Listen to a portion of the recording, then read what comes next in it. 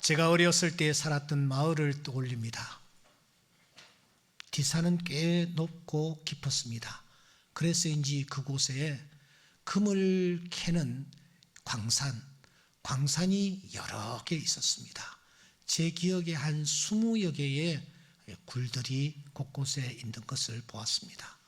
그러다가 해방이 되니까 이 일제가 갑자기 이제 그 광산들을 다 두고 그냥 빠져나가 버렸습니다. 그래서 그 광산들이 놀이터가 돼 버렸습니다. 그런데 그 놀이터가 보통 놀이터가 아니에요. 돌들을 이렇게 일으켜 보면은 어떤 돌들에 금이 박혀 있는 거예요. 그러니까 그 돌들을 일으켜 가지고 그런 그 돌멩이들을 이렇게 찾아내는 것이 참 재미있는 일이었고 흥미로운 일이었습니다. 그것이 우리 동네 아이들의 놀이터가 되어버린 것입니다. 그런 돌을 이렇게 가지고 와서는 이제 망치를 가지고 이제 두드려서 이제 그 안에 있는 금을 이렇게 빼내는, 그러니까 수입이 상당히 쏠쏠하고 그랬더랬습니다. 또 하나의 놀이터는 마을 앞으로 흐르는 시냇물이었습니다. 시냇물이 참 깨끗했습니다. 그래서 여름이면 멱도 감고 또 고기도 잡고 뭐 물장구도 치고 거기에 특별히 이 가재 같은 것, 1급수에서만 자란다는 그런 가재도 돌을 일으키 놓으라면은 제법 많이 잡을 수가 있는 그런 깨끗한 물이 흐르고 있었습니다. 그런데 여름에 말이죠, 동네 아주 짓궂은 형아들이 이상한 것을 가지고 와서 우리가 놀고 있는 물 웅덩이에서 우리를 쫓아내고서는 거기다가 뭘 부어요. 붓고 난 뒤에 조금 있으면 세상에 그 안에 있는 물고기들이 전부 두둥실 다 떠오르는 것 아닙니까? 아이들 팔뚝만한 민물 장어까지도 그냥 떠오르는 것입니다. 알고 보니까 형아들이 독극물을 가지고 와서 거기다가 뿌린 겁니다. 색깔도 전혀 변하지를 않았습니다.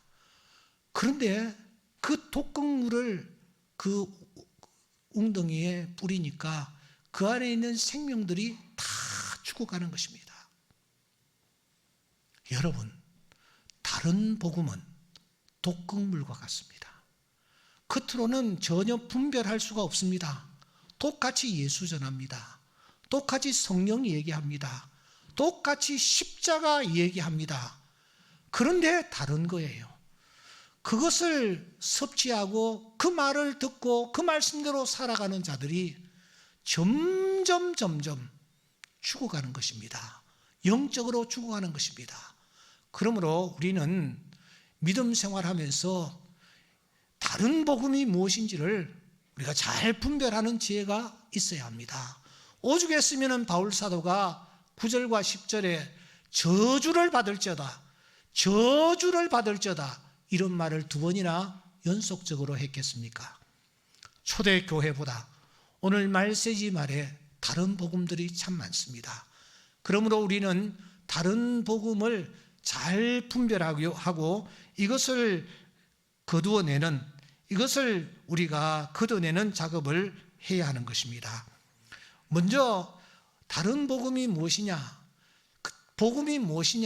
하는 것을 우리가 잘 구분하기 위해서는 2가지 작업을 우리가 선행을 해야 합니다. 그래서 바울은 이 2가지 작업을 진행하는 것입니다. 바울이 했던 첫째 작업은 무엇입니까? 오늘 성경을 보시면은 복음이 아닌 것은 도대체 어떤 것인가 하는 것을 걸러내는 작업을 바울이 지금 하고 있습니다. 여러분 11절과 12절을 주목하시기 바랍니다. 바울이 복음이 아닌 것이 무엇인지를 지금 걸러내고 있습니다. 그는 이렇게 말하고 있습니다. 형제들아, 내가 너희에게 알게 하노니 내가 전한 복음은 사람의 뜻을 따라 된 것이 아니니라. 이는 내가 사람에게서 받은 것도 아니다. 배운 것도 아니다. 지금 바울이 아니다, 아니다, 아니다 라는 말들을 반복하고 있습니다. 이게 복음이 아니라는 것입니다. 내가 너희들에게 전한 복음이 아니라는 것입니다. 다시 말하면 다른 복음이라는 것입니다. 그러니까 사람의 뜻에 따라 된 것은 복음이 아닌 것입니다. 내가 너희에게 전한 복음은 사람에게 전한 것이 사람의 뜻에 따라 된 것이 아니다. 사람들의 의지와 사람들의 계획과 사람들의 노력과 사람들의 아이디어에서 나온 것은 복음이 아니라는 것입니다. 복음은 사람과 관계가 없습니다. 왜냐고요? 사람은 이미 허물과 죄로 죽은 존재인 것입니다.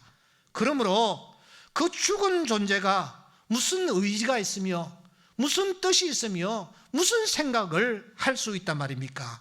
그러므로 복음은 사람의 뜻과는 전혀 관계가 없는 것입니다.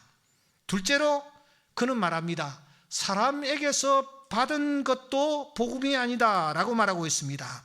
어떤 사람이 자기가 가지고 있는 것을 베푼 것, 그것은 복음이 아니라는 것입니다. 어떤 사람이 자기의 노력과 수고를 우리에게 주는 것, 그것도 복음이 아니라는 것입니다.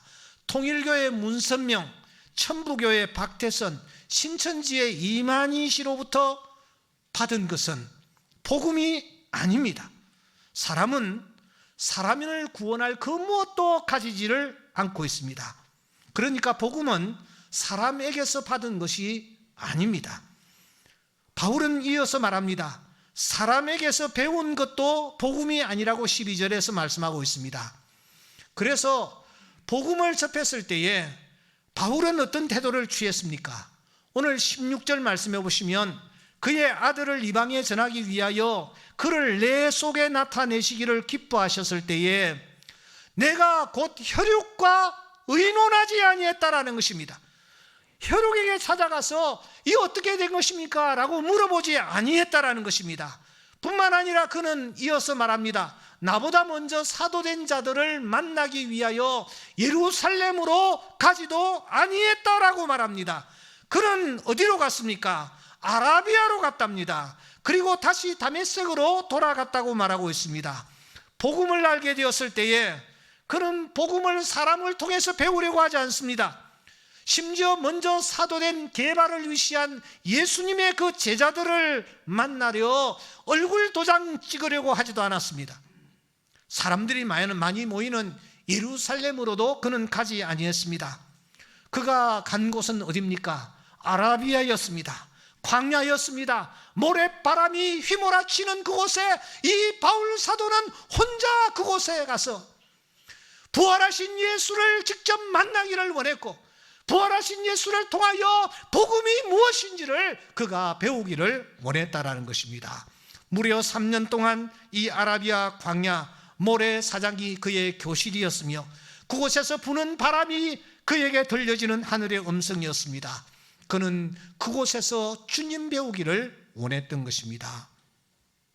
이렇게 복음 아닌 것이 무엇이냐? 다른 복음이 무엇이냐?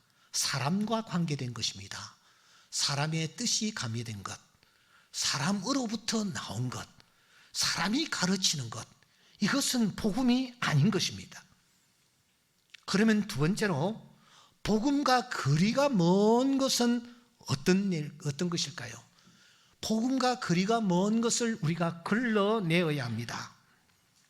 사랑하는 여러분, 우리 함께 2000년 전 베다니 마을을 한번 찾아가 봅시다. 거기서 어떤 일이 있었는지를 한번 떠올려 보자고요. 예수님이 눈을 뜨셨습니다. 간밤에 묵었던 작은 방 창문으로 여명이 새어들었습니다. 이른 아침부터 친구 나사로와 그의 누이 마르다가 부엌에서 식사 준비하는 소리가 딸그닥 딸그닥 들렸습니다. 예수님은 베다니에 살고 있는 나사로와 두 누이의 집과 좋은 교제를 나누고 있었습니다. 그들이 자주자주 예수님을 자기 집으로 초청했기 때문입니다. 그래서 그는 그날도 하루 정도 쉬면서 그들과 함께 시간을 보내려는 마음도 사실은 있었습니다. 하지만 예수님은 그 순간 고개를 절레절레 흔드셨습니다. 그러면 좋겠지. 하지만 마귀는 단 하루도 쉬지 않고 있잖아. 마귀가 일을 하는데 내가 여기서 이 친구들과 놀고 있다라는 것은 될 일이 아니야. 게다가 우리 아버지 하나님께서 나를 믿고 계시며 또 나를 향하여 기대하고 계시는데 그럴 수가 없지. 예수님은 포근한 잠자리를 박차고 일어나셨습니다. 그리고 하루 일과를 머릿속으로 정리하기 시작하셨습니다. 오늘은 우리 아버지를 위해서 무엇을 할까? 아침에 동네에 나가서 사람들에게 하늘나라의 복음을 전해야지. 설교를 해야지. 그러면 사람들이 모두 다 하나님을 알고 하나님을 경외하게 될 거야. 그 모습을 바라보시며 하나님이 정말 기뻐하시겠지. 참 이 지역에는 병자들이 참 많다는데 내가 보이는 대로 병자들을 다 내가 오늘 고쳐줘야지. 그러면 하나님께서 분명히 기뻐하실 거야. 오늘은 특별히 귀신도 쫓아내야지. 이것은 늘 중요한 사역이잖아. 옷을 다 차려 입으신 예수님, 이런 생각을 이어가십니다. 일이 계획대로 순조롭게 잘 진행된다면 오늘 저녁 시간에는 장례를 치르는 집에 들어가서, 유대나라는 장례식을 밤에도 합니다. 장례를 치르는 집에 들어가서 죽은 자를 관해서 일으켜야지. 그러면 슬퍼하던 사람들이 얼마나 즐거워할까? 그래, 바로 이런 일들이 내가 진정으로 해야 할 일들이지. 이런 모습을 보시면서 하나님께서 매우 기뻐하실 거야. 아버지를 위한 하루가 되어야 돼. 아버지를 위한 일들로 하루를 채워야 해. 예수님은 급히 신발을 신으시면서 이렇게 기도를 하십니다. 하나님 아버지, 오늘 하루도 아버지를 위해서 살아가기 위해 최선을 다하려 합니다. 제가 아버지를 위해서 하는 이 모든 일들이 우리 하나님 아버지께 영광이 되기를 원합니다. 오늘 하루도 저를 사용해 주십시오. 예수님의 하루를 상상으로 그려본 시나리오입니다. 이것은 사실 제가 상상으로 그린 시나리오가 아니라 스티브 맥베이라는 유명한 교수가 은혜의 비밀이라는 책의 1페이지에 예수님의 하루를 상상으로 그려온 시나리오를 제가 조금 따온 것입니다. 가상의 시나리오입니다. 여러분, 어떻습니까? 그럴듯합니까? 정말 그럴듯하다고 생각하십니까? 혹시 방금 가상 시나리오를 들으시면서 이거 좀 이상한데? 라고 생각하는 부분은 없습니까? 만일 이상한 부분을 발견하지 못하셨다면 이번에는 제가 직설적으로 여러분들에게 물어보겠습니다. 우리 예수님이 이 땅에 오셔서 일을 하셨는데 그때마다 하나님으로부터 환심을 사려고 노력을 하셨을까요? 한 번 더요. 예수님이 이 땅에 오셔서 33년 동안, 공생의 3년 동안 사역하셨는데 하나님의 환심을 사시기 위해서 노력을 하셨을까요?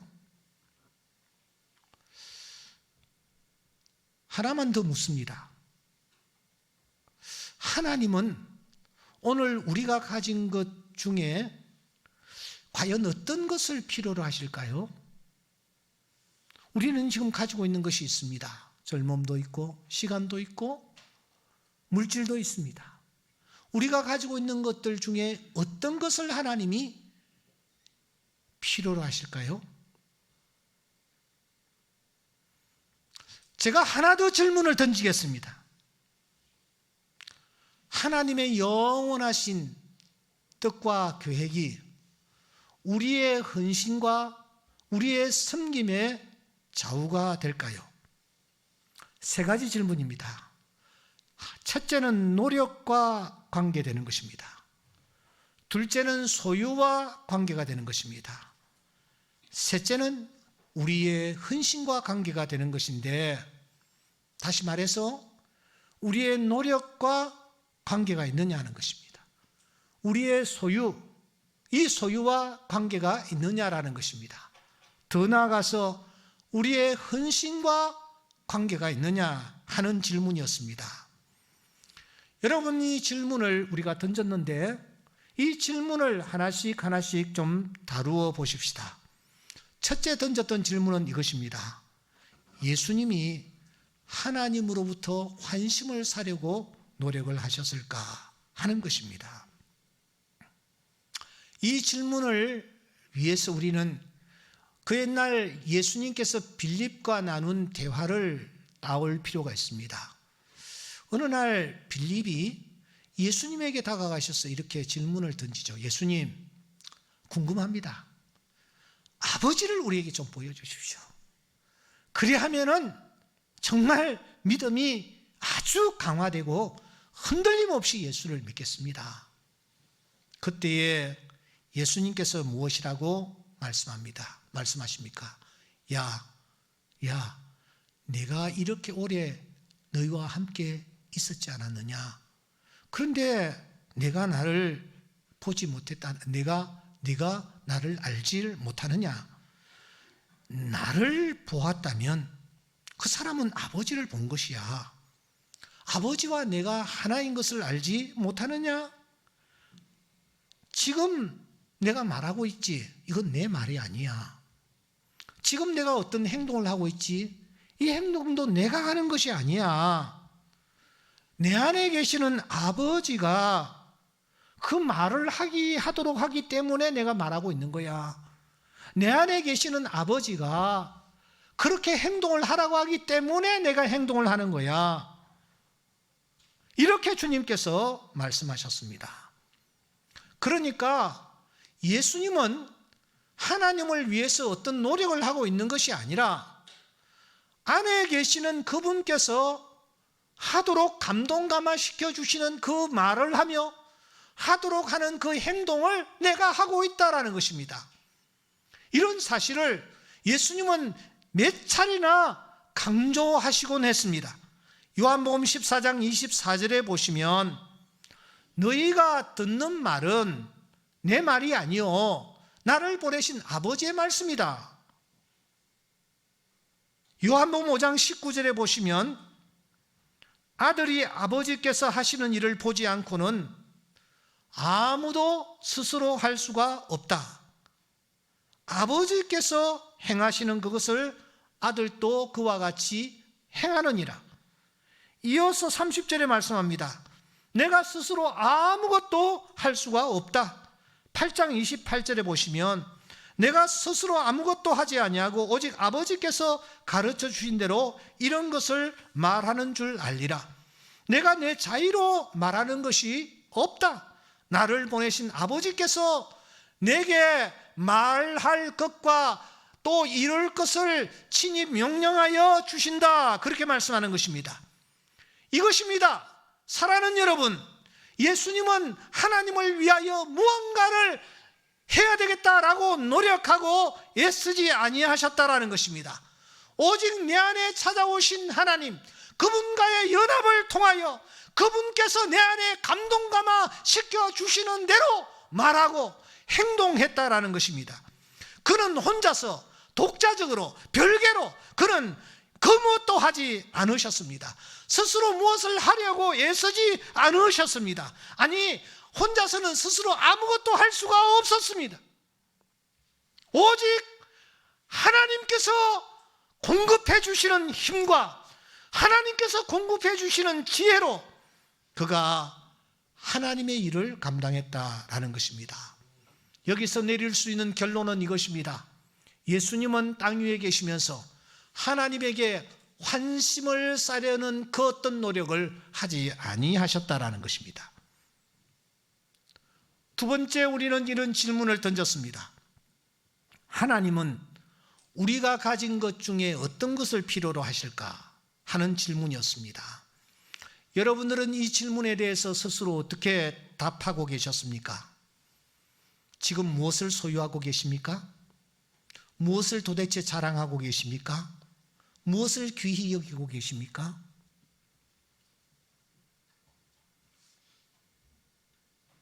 예, 자랑할 것도 많이 계시고 소중한 것도 많이 계시며 귀히 여기고 있는 것도 많이 있을 것입니다. 그것들을 한번 나열해 보시기 바랍니다. 그리고 이런 질문을 던지셔야 합니다. 내가 가지고 있는 이것 도대체 누가 나에게 주신 것일까? 원주인은 도대체 누구일까? 이런 질문입니다. 누가 주셨습니까? 누가 나에게 주셨습니까? 부와 기가 주께로 말미암고 모든 사람을 크게 하심과 강하게 하심이 주의 손에 있습니다. 다윗이 하나님 앞에서 예물을 드리며 올렸던 기도의 내용입니다. 부하십니까? 하나님이 주셨습니다. 귀한 자리에 오르셨습니까? 하나님이 주셨습니다. 모든 권세와 능력 하나님이 주셨습니다. 크게 되셨습니까? 하나님이 그렇게 하셨습니다. 강하게 되셨습니까? 하나님이 그렇게 하신 줄 믿습니다. 모든 것이 주님의 손으로부터 나에게 주어진 것입니다. 훌륭한 자녀를 두셔서 자랑스러우십니까? 성경은 말합니다. 보라, 자식들은 여호와의 기업이요 태의 열매는 그의 상급이로다. 여러분의 남편이 자랑스럽습니까? 여러분의 아내가 그렇게 사랑스럽습니까? 누가 주셨습니까? 아담이 말합니다. 하나님이 주셔서 나와 함께 하신 여자입니다. 하나님이 주셨습니다. 여러분, 숨 쉬고 있습니다. 호흡하고 있습니다. 누가 주셨습니까? 만민에게 생명과 호흡과 만물을 친히 주시는 분이 하나님이신 줄 믿습니다. 하나님이 호흡을 주셔서 지금 우리가 호흡하고 있습니다. 하나님이 생명을 주셔서 우리가 지금 살아있는 줄 믿습니다. 모든 것 다 하나님이 우리에게 주셨습니다. 그러므로 이 모든 것의 주인은 하나님이십니다.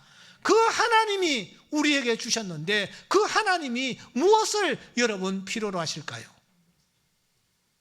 왜냐고요? 그분이 가지고 계신 것이 너무나 많기 때문입니다.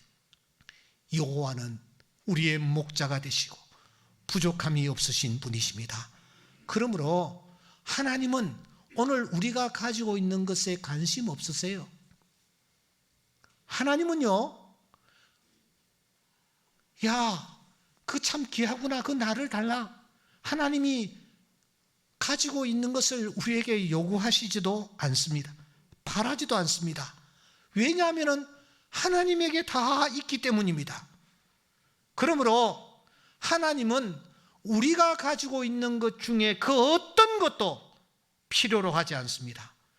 우리가 소유한 그 어떤 것도 하나님은 관심이 없으십니다. 마지막으로 던졌던 질문이 무엇이었습니까? 하나님의 영원하신 뜻과 계획이 우리의 헌신과 섬김의 좌우가 될까 하는 것이었습니다. 이 질문에 바울은 이렇게 답합니다.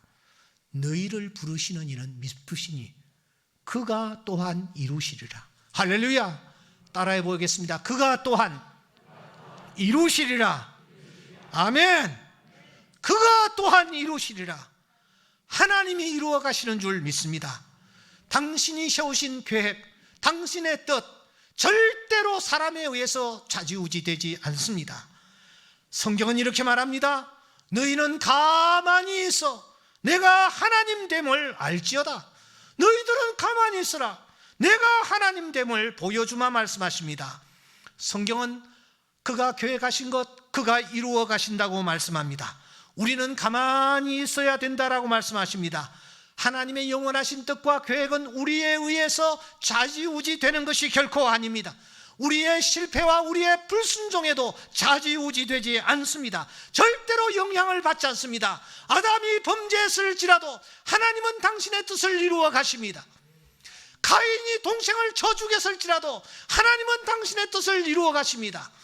모세가 나일강에 던져졌을지라도 하나님은 당신의 뜻을 이루어 가시는 것입니다. 그 강에서 그 모세를 건지시사 놀라운 역사를 이루어 가시는 분이 하나님이심을 믿습니다. 메시아를 보내셨을 때에 저 헤롯이라는 왕이 베들레헴의 2살 아래의 모든 사내 아이들을 다 칼로 쳐 죽였습니다. 그러나 하나님은 그 가운데서도 메시아를 살리셨고 그 메시아를 통하여 인류를 구원하시는 것입니다. 하나님은 이런 분이십니다. 우리의 어떤 행동에도 하나님은 절대로 구애받지 아니하시고 당신의 영원한 뜻과 계획을 이루어 가시는 분이 하나님이십니다. 사람의 마음에는 많은 계획이 있을지라도 오직 여호와의 뜻만이 완전히 서리라. 완전히 서리라. 그러므로 하나님의 영원하신 계획, 그 뜻은 우리의 섬김과 우리의 헌신에 좌우되지 않습니다. 그 어떤 경우에도 영향을 받지 않습니다. 그렇다면 우리는 이렇게 정리를 할 수가 있습니다. 첫째, 우리가 하나님으로부터 환심을 사려고 노력하는 것은 그것은 복음과 거리가 멀다라는 말입니다. 노력은 복음이 아닙니다. 노력하는 것은 복음과 거리가 멉니다. 둘째로 우리가 가진 것 중에 어떤 것을 드리는 것도 복음과 거리가 멉니다. 거리가 멉니다. 셋째로 우리의 헌신과 섬김 또한 복음과 거리가 멉니다. 노력하는 것도 복음과 거리가 멀고 우리가 어떤 것을 드리는 것도 내가 가지고 있는 것도 복음과 거리가 멀며 우리의 헌신도 복음과 거리가 멉니다. 그렇다면 여러분, 우리가 이제 긴 작업을 통하여 복음이 아닌 것이 무엇인지, 사람과 관계된 것은 복음이 아니라고 정리를 했고, 사람이 노력하는 것, 사람이 가지고 있는 것, 사람이 하나님 앞에 드리는 이것도 복음과 거리가 멀다라고 정리를 했습니다. 그러면 복음이란 무엇입니까? 복음이란 도대체 무엇입니까? 여러분들은 복음을 어떻게 생각하고 오늘 이 자리에 앉아 계십니까? 간단하게 두 가지를 우리가 정리해야 합니다. 복음이 무엇인가? 첫째, 예수님을 위하여 사는 것이 아니라 예수 안에 거하는 것이 복음입니다. 내가 예수님을 위하여 무엇인가를 노력하고 애쓰고 무엇인가를 드리고 내가 헌신하고 내가 섬기는 것이 복음이 아닙니다. 예수님 안에 내가 거하는 것이 복음입니다. 위하여라는 이 전치사는 우리의 노력과 수고가 밑바닥에 깔려 있습니다. 율법적인 삶이 그 바탕을 이루고 있다는 것입니다. 반면에 안에라는 이 전치사는 믿음과 긍휼이 깔려 있습니다. 우리가 가지고 있는 복음은 예수님을 위하여 내가 무엇인가를 하는 것이 아닙니다. 예수님 안에 내가 그냥 거하는 것입니다. 이게 복음입니다. 이게 그리스도의 복음입니다. 이게 바울이 지금 강조하는 복음이요, 성경이 우리에게 말하는 복음입니다. 그는 내 안에, 나는 그 안에. 이것이 복음이라는 말입니다. 그래서 주님은 말씀하십니다. 내 안에 거하라. 나도 너희 안에 거하리라. 내 안에 거하라. 그리하면 나도 너희 안에 거하리라. 너희가 내 안에 거하고 내 말이 너희 안에 거하면 무엇이든지 원하는 대로 구하라. 그리하면 이루리라. 주님이 가장 기뻐하시는 것은 우리가 무슨 일을 하는 게 아니에요. 내 안에 거하는 것입니다. 주님 안에 거하면 주님은 너무너무 기뻐하시면서 무엇이든지 원하는 대로 주시는 줄 믿습니다. 왜냐고요? 주님 안에 거하기 때문입니다. 조금 전에 예수님의 하루의 일과를 상상으로 그렸던 스티븐 맥베이는 그래서 이렇게 말하는 것입니다. 물론 성경에는 우리가 어떻게 살아야 할지 그 방법에 대한 여러 가르침들이 있다.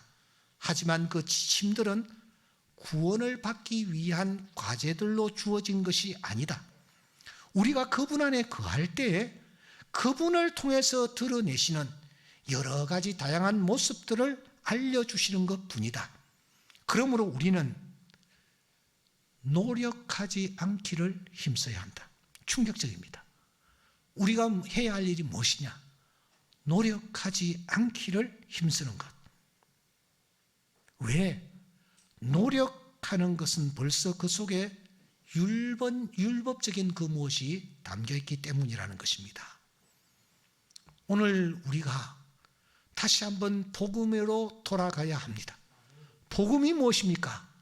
예수님을 위하여 내가 살고 예수님께 내가 무엇을 드리고 여기에 관심을 가지고 이러한 것에 초점을 맞추어서 살아가는 것은 복음적인 삶이 아닙니다. 복음적인 삶은 무엇이냐? 주님은 다 가지고 계신 분이시다. 나의 가지고 있는 것을 주님은 필요로 하지 않는다. 필요한 경우에는 돌덩이 하나를 불러서 아브라함의 자손이 되게 하시는 분이 하나님이시다. 그러므로 예수님 안에 내가 거하기를 힘쓰고 나는 그 안에 그는 내 안에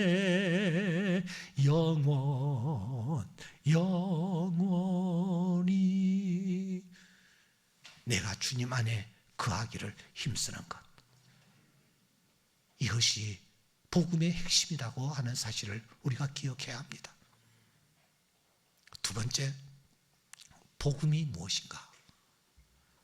자비조차도 뛰어넘는 은혜를 맛보는 것이 복음입니다. 언젠가 제가 미국 LA에 위치한 풀러 신학교에서 공부를 할 때 일이었습니다. 주말이려 친구들과 함께 차를 하나 렌트를 해가지고 자, 샌프란시스코라는 도시가 진짜 멋있다는데 우리 구경 한번 가자. 그렇게 해가지고 그 친구와 둘이서 샌프란시스코를 다녀오기로 했습니다. 일본 국도를 타고 쫙 올라가니 한적한 도로 끝없이 직선으로 뚫려 있었습니다. 처음 타보는 외제차는 정말 럭셔리했습니다. 악셀레터를 조금만 밟아도 속도가 쫙 나는 거예요. 근데 주변에 차가 없습니다. 그러니까 조금 더 밟고 조금 더 밟고 조금 더 밟아도 속도감도 느껴지지를 않았습니다.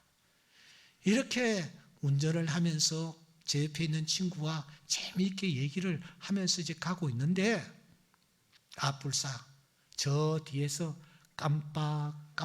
깜빡하는 차가 보여요. 보니까 경찰차가였어요. 경찰차가 따라 붙는 거예요. 그러더니 이 경찰이 옆에 세우라고 다 지시를 하는 거예요. 한마디로 쫄았습니다. 그 이제 차를 곁에도 세웠죠. 세우니까 경찰이 싹 다가와가지고 흑인이었는데 이렇게 체격이 좋은 이 경찰이 다가와서 하고서는 속도계를 내미는 거예요. 당신 속도를 위반해서 면허증 좀 봅시다. 면허증을 내미니까 이 사람이 몇 속도를 얼마나 위반했는지 보라고 하면서 내미는데 보니까 제가 엄청나게 위반을 했어. 보통이 아니야. 이 경찰이 하는 얘기가 당신은 내하고 같이 지금 경찰서로 가야 된다고. 그러는 거예요. 그 순간 하늘이 노래졌습니다. 이 도대체 사태를 어떻게 수습할 수 있느냐? 방법은 손발을 전부 동원해서 비비는 수밖에 없다. 그렇게 하고서는 짧은 영어로 얘기를 하면서 한 번만 살려달라고. 내가 어쩌다 보니까 이렇게 됐는데 한 번만 살려달라고. 아마 그때 내 눈에서 눈물이 아마 흐르고 있으리라고 생각해요. 이렇게 간절하게 빌었습니다. 너무 잘못했다고. 앞으로 절대 그러지 않겠노라고. 내 모습을 바라본 그 경찰관이 잠시 이분이 갈등을 느끼는 것 같은 느낌이 왔습니다. 야, 소망이 있겠구나 하고서는 제가 더 손을 막 비었죠. 그러더니 내가 참 자기가 봐도 너무 초라했던지 이분이 그냥 가라고 이러는 거예요. 그러면서 과속을 해서는 안 된다. 그렇게 얘기를 했어요. 아니, 스티커를 발부해서 나한테 주면서 가라고 하는 것이 아니라 그냥 가라는 거예요. 그냥. 저는 그때 자비라는 단어를 떠올렸습니다. 여러분, 내가 잘못했잖아요. 분명히 잘못했잖아요. 그러면 잘못한 대가를 마땅히 내가 치러야 하는 거예요. 그런데 그 경찰은 스티커를 발부하지도 않고 눈 감아주는 것입니다. 그때 그 경찰관의 모습이 지금도 눈에 선합니다. 그분의 그 자비로운 모습. 그런데 이 경찰관의 자비와 하나님의 자비는 완전히 다릅니다. 로마서 3장 25절에 보시면 하나님의 자비가 소개되고 있습니다. 이 예수를 하나님이 그의 피로써 믿음으로 말미암는 화목 제물로 세우셨으니 이는 하나님께서 길이 참으시는 중에 저의 전에 지은 죄를 간과하셨다라는 단어가 나와요. 간과하셨다. 자기의 의로우심을 나타내려 하십니다. 이 파레시스라는 단어는 그냥 넘어갔다라는 단순한 뜻이 아니고 덮어주었다, 잊어버렸다, 회복시켰다. 여러분, 이 말 속에 담겨져 있는 뜻은 이것입니다. 법규를 내가 위반했어요. 내가 죄를 범했어요. 그때 하나님은 그냥 그 경찰관처럼 그냥 가라고 하지 않냐고. 그 하나님은 스티커를 발부하시는 것입니다. 스티커를 발부하고 난 뒤에 그 스티커를 나에게 주시는 것이 아니라 당신이 친히 행정당국에 들어가 그 벌금을 대신 지불하는 것입니다. 그 벌금이 무엇이었습니까? 아들을 십자가에 내어주는 벌금이었습니다.